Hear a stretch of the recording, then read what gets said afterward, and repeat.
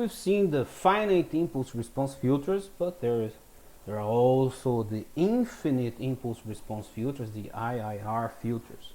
So their difference equation is given by this equation here. So you can take a look at the book from Professor Oppenheim, Discrete Time Signal Processing, the chapter 6 in the edition from 89. And here we see we have two convolutions. And we can observe the feedback from the output y back to the input in this sum.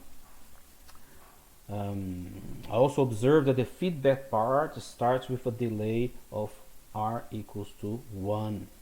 So this is because we want to avoid the so-called delayless loops. We cannot use the value y of n before we computed it. So again, this difference equation is the usual implementation of filters using MATLAB, Octave, or Python.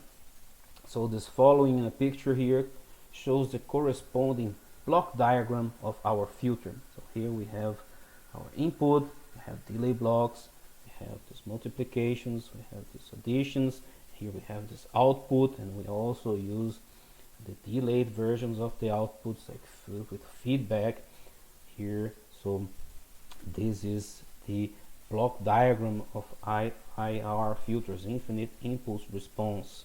So again, here the boxes with z to the power of -1 symbolize a delay of 1 sampling period, and the triangles symbolize a multiplication with the factor written next to it.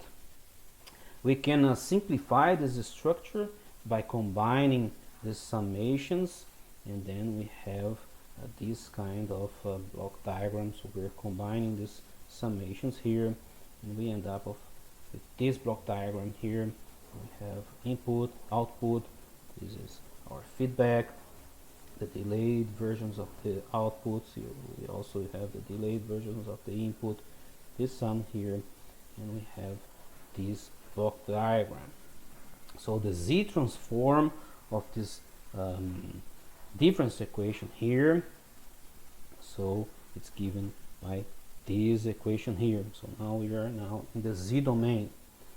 Observe that MATLAB and Octave and Python SciPy signal L filter are defining the coefficients with opposite signs than we do, and also Professor Oppenheim and Schaeffer are defining. So you can take a look at the help of a filter, the help of SciPy signal L filter in Python, and to see how they define the coefficients, but they are defined with opposite signs compared to what we and Professor Oppenheim are doing here. So to obtain the transfer function, we first need to move the y of z to the other side. So we have this equation here. So we have the y of z, x of z, and then we take the transfer function dividing the output dividing the output from the input, and here we have the resulting transfer function. So we have this sum here, this, and divided by this sum here, 1 minus this sum here. So observe that with the help of the z transform, we're able to find a closed form solution for the transfer function, even though we have a feedback loop in our system. So this is a very big advantage for the z transform. And here we can see that we will obtain a polynomial in the denominator of our transfer function, and hence poles. And the filter can potentially become unstable when we have poles in the transfer function. So we have in the denominator we have poles, so there is the chance that it can become unstable. The zeros of this denominator polynomial become the poles of the transfer function. So if these poles are all inside a unit circle, we have a stable filter. So this shows that we just need to design our coefficients in such a way that the poles are always inside the unit circle for stability.